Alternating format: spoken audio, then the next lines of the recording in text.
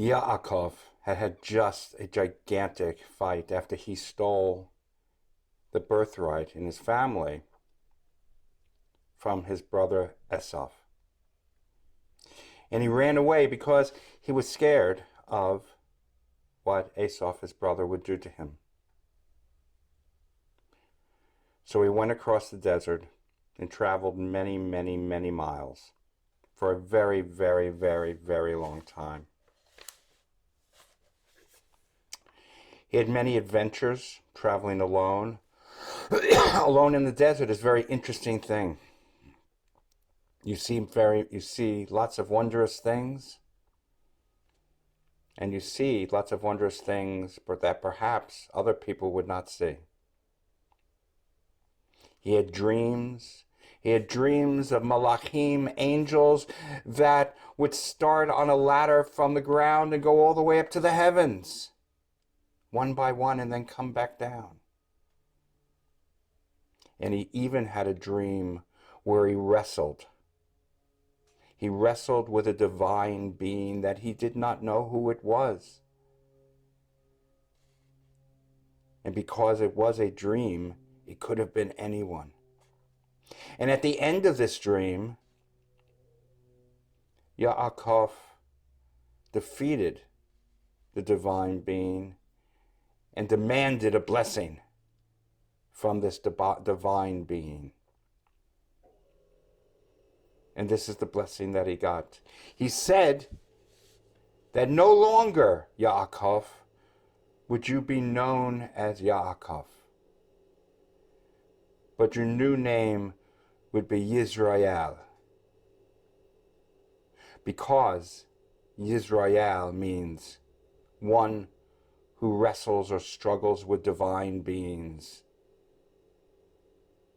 And that's why we are called Yisrael, or the children of Yisrael. Now Yaakov continued traveling across the desert, and he was very tired and he was very thirsty. And he came upon a well across this desert, this wilderness. And at this well, there was a beautiful young woman. He saw her, and all of a sudden his thirst for the water disappeared, and the love for her grew. She, I would imagine, had hair dark, dark, dark brown, bordering on black,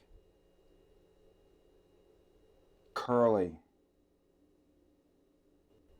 singed a little bit by the desert sun.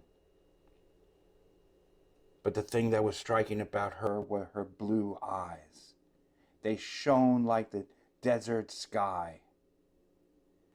And the blueness and the lightness of her eyes made her hair even seem darker, as her hair framed her face, and those eyes piercingly gazed out from under her brow. And Yaakov was in love.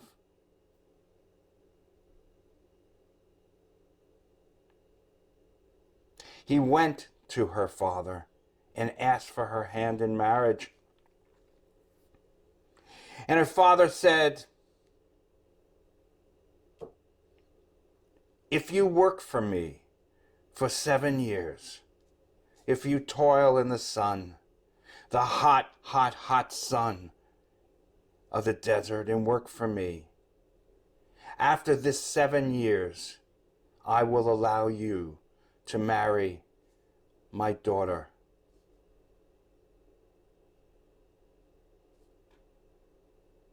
This daughter's name was Rachel. She was the younger daughter, and her sister's name was Leah. So there Yaakov worked for 7 years. Hard, hard years. But those years passed as if it was a day, because he was so much in love with Rachel. And then the day came where the 7 years was up, and he was to marry his true love, Rachel. And there was a big party, And the bride came out all veiled, her face covered.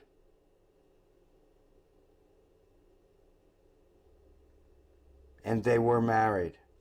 And then they went into the marriage tent to become husband and wife.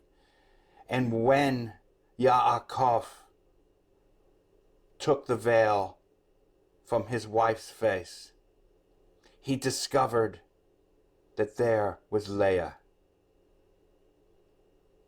He had been tricked a little bit, as he had tricked Esau and Yitzhak earlier. The next morning he went out and confronted the father and said, "You tricked me. This is the older sister Leah. Where is my beloved Rachel?" And the father said, "The older sister must be married first.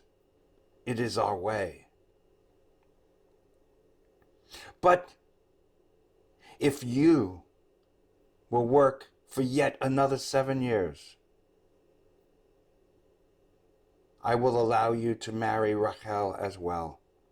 And that is what happened. They were married. Rachel, Yaakov, and Leah. And they started a family there in the desert.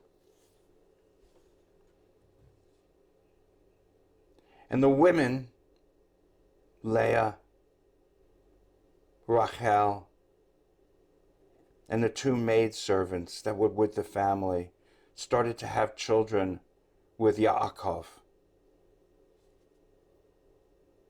Many children that we know of. Eventually, 12 sons and 1 daughter.